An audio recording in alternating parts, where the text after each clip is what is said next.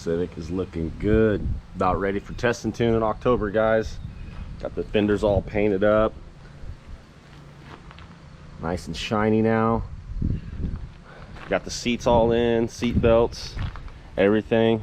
One of these days I am gonna get this door painted though. Or the whole car's gonna get painted too eventually, but. What's up, guys? Sorry I haven't put out a video in the last almost a month. I got really sick with pneumonia. Really bad. It actually put me in the hospital. I had fevers, aches, and I had a lot of chest pain going on. Every time I would inhale, I would get really sharp pains over here, and I couldn't sleep for like 3 days. Yeah, I mean, I had shortness of breath. I couldn't breathe. My wife was about to rush me to my wife's about to call an ambulance, but then she took me to the ER and they said I had pneumonia. And man, the pain was just unbearable, and it was hard to catch my breath. I was weak.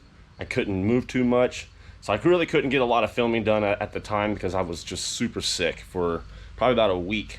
So it put me down, but rather than that, I'm doing better today. I do have some filming. I do have some stuff I need to film and get some things caught up around here, around the garage. I have not had a chance to touch a few things around here, but I am back, doing better. My health is getting better. I do have some sharp pains here every now and then. When I take deep breaths, I do get a little bit of sharp pains. I had a lot of fluid in my lungs, and it hurt. It really did. It was really, really very uncomfortable for probably 5 days straight, and I'm going on probably it's been almost a week now. It says it started last Monday, and this is Monday, the September 20th. It's my son's birthday today, actually, as well. So yeah, but I'm doing better. We're gonna get back at it. I'm gonna get some videos, some content back out to you guys here real soon. So what you see after I get done talking here is 2 weeks before I got sick. So I'm gonna get you all caught up, and then we're gonna get on to some more content and get back on track. So I'm sorry that I didn't get any content out in the last 3 weeks. Like I said, I just been not feeling it, not motivated, not feeling being in front of the camera, coughing and stuff like that, and wheezing really bad. So yeah, rather than that, guys, we are back with some new stuff. Like I got the Yes welder out. I've been messing around with that, doing some practice beads over here, some runs and stuff like that, just getting used to my MIG welder. So I'm trying to get caught up, you guys. It's been slow. I can't push it too hard because then I start getting these flares and my chest starts hurting really bad. So, but rather than that, we're back. I hope you guys enjoy the content. Ooh, see, right there. Got a little sharp pain right there. Every time I take a deep breath, I gotta take it a little slow. So, but I hope you guys enjoy the content, and let's get to it.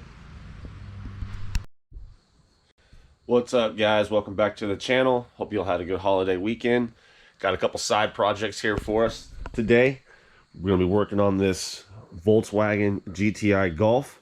It's a 2016. It's got some aftermarket mods to it, but we're going to be installing a AEM wideband and boost gauge, a pod to hold them, and we're going to be wiring all this stuff up today. And we got a diverter valve here, blow-off valve type diverter valve thing we're going to be putting on. Super clean on the inside. I really like these cars, dude. These Golfs, this color, dude, these Golfs are really freaking nice, man. I wouldn't mind owning one, honestly. I never really been a big fan of Volkswagens, but if I had a chance to buy one of these Golfs, for sure, oh yeah, I'd definitely pick up one. I do like the wheels. Those are pretty sick for being factory and stuff like that. So yeah, what we're gonna do is today, we're gonna get all this stuff done, and then I got a CRV sitting over here that is gonna get a head gasket job and a few other things done to it as well. So I'm gonna be doing that later this afternoon, but for today, right now, we're gonna go ahead and jump in and start getting this Volkswagen done, and hopefully we can get these gauges installed today and figure out what else we're gonna need. So let's get right to it and see where we get. What I have here is this little vent bracket thing that's going to replace your factory one here. So this just pops out, this one goes there, and you see those little screw holes. That's where this will mount onto, like that. It's pretty sick. I don't know, I've never really installed one, but it's pretty simple, it's pretty straightforward. So first thing I'm going to do is I'm going to pop this vent cover out. I'm going to drop this box right here. All you got to do is squeeze these things in, and it should come out. There we go. Just push them in, it drops down. Then you get to your fuse box, which is back there, which I'll get a little flashlight so you can see. But get yourself a little plastic trim tool remover, and we'll just pop this bad boy underneath there. And she should just pop right out just like that. Bam. Easy. And let's see if we can get to the side trim. Oh yeah, comes right off, no problem. Bam, get that off there. All right, cool. Simple. Now you got access to run your wires down, and we're gonna get all this stuff wired up. So let's get to that. Okay, I did pop off the vent cover right here. Be very careful when you do that. Make sure, what I did was I went from one side and pushed in and it popped out, and then I just popped out the other side and then worked my way around it, and she came right out with no problem. Just be really gentle, because these metal clips can be kind of a pain in the butt. But after that, what you want to do is, if you look right up in there, I already went ahead and drilled it, but I did put a hole right there in that corner. See my finger? Drilled a hole with a step bit, and so I can run the wires through here and back down and tuck them all right here on the side. So just let you guys know, that's where I put the hole. It's right in that corner, like right where it meets in that little valley. It's kind of hard to see, but there's a little valley in there. So yeah, super simple. Once you get that hole done, you can run your wires to your fuse box, power and ground, and then we'll start doing the stuff underneath the engine bay. So I'm gonna put this video on a time lapse, guys, knock this out and see where I'm at the end, and I'll give you guys a rundown on how I did everything to the T and how I ran and routed all the stuff. So I'm gonna get to it, knock this out before the weather gets too hot, and I gotta go start on that CRV. So let's get to it.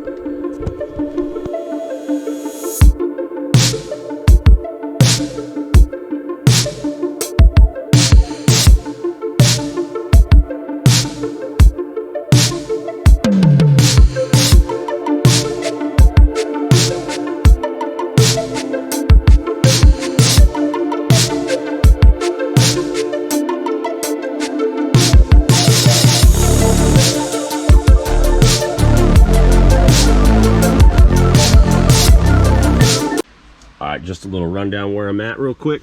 So I got the main plug-in wires for the boost gauge and wideband right here that plug in, and they're going to route through the bottom of this pod, and then that bolts to those little holes right there, and then it sits in there. So all that will be nice and tucked, and then I drilled 2 holes just so I get all the wires right there, and then this is going to be zip tied up here to the side so the vent can still go in.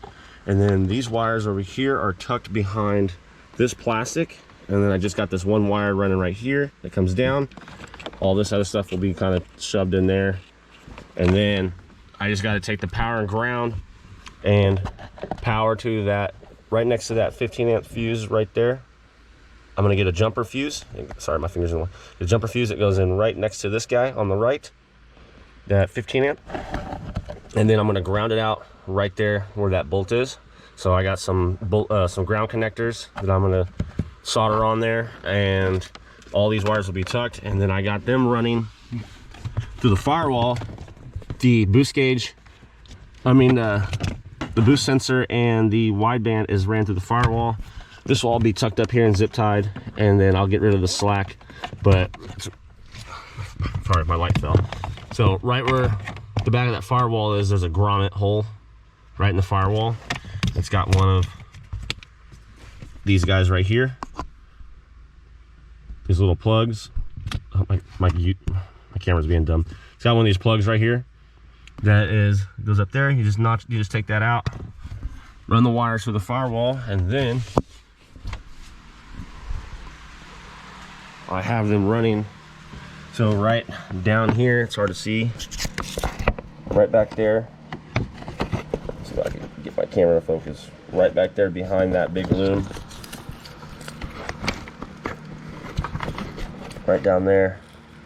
There's the hole, and I got the wire. I got the boost gauge wire run underneath the battery tray, and it's running right along here, and it's gonna go plug in to, I'm gonna tap the boost source to that port right there. So, sorry, the hose is in the way. It's probably better if you see it this way. So I gotta tap this guy and put the sensor that goes right there, and then for the wideband is actually ran down here underneath the brake booster, which goes under straight down there, and you can see it. And then underneath the car, because he does have a aftermarket exhaust, custom exhaust by APR, I believe. Yeah, and it's got like a Barala muffler there, but the O2 sensor only port is right there. So the wideband will go right there for now, and then I have it, the wire is ran right along here underneath this heat shield over this mount, zip tied, and it's tucked right where the factory one is, right there. That's the factory one. This is the wideband right there. So this will be tucked up there, and then I'll just screw in the bung and run the wire and re-zip tie it back where it was, like factory, and that's it. Super simple. So when I get the last piece, and then I can start on the last piece for the boost tap, we can get that done, and then we can start on the blow-off valve. So super simple, easy laid out. I'll go back over it again once it's all done. All right, for the final install, I've got the black and red wire. Oh, my light just died. Oh, anyways, I got the black and red wire right here. I put it on these little round O-ring connectors right here. For the ground, I got one on each one, and then I'm going to be doing the power side. I'm going to bridge these together with one of these fuse bypasses, and then, like I said, it's going to go in that fuse socket. Oh, my light just died. I'm sorry, guys. Damn it. All right, so both grounds, got both grounds right there, are done, and then I put both power wires going to this jumper fuse. Those are both power wires to both gauges, and then it is ran to this fuse socket right next to the blue one, and it plugs right in, and that's it. And then all the other wires, I got them heat shrinked and capped off, so they're not just, you know, touching anything or interfering. So it's all done, ground, power, straight to the fuse block. Then I just have it all zip tied and bunched up right here to the side and tucked in there. Then the gauges are run right through there, so I can put the vent back in, put the covers back on, and she'd be good to go. All the panels are back in place, nice and tight. Everything opens, nothing touches. All the wiring's tucked in there. And now,